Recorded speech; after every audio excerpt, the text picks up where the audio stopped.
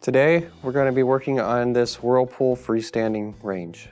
We will show you how to remove and replace the cooktop. Now let's begin the repair.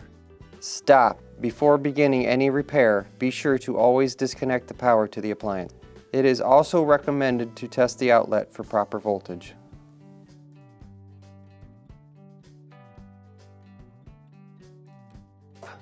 So you need to open the door, and underneath there are two Phillips screws.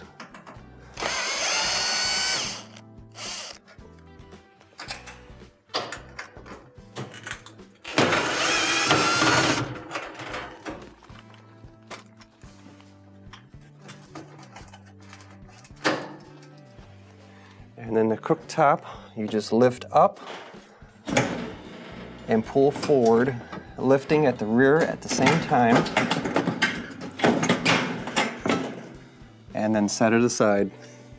To install your cooktop, being gentle with it because it is glass,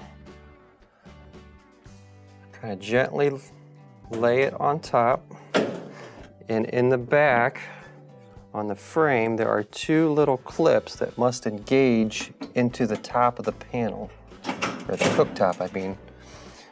You're going to engage them and then slide the cooktop back.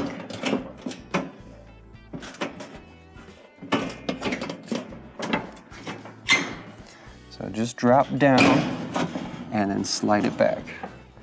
And then open up your oven door.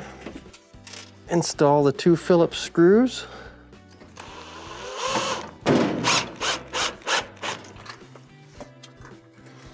Now you may have to slightly tap on the cooktop to get your holes to line up.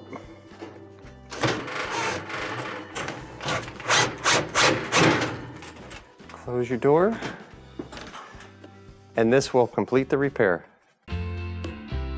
Thank you for watching another quality video brought to you by ApplianceVideo.com.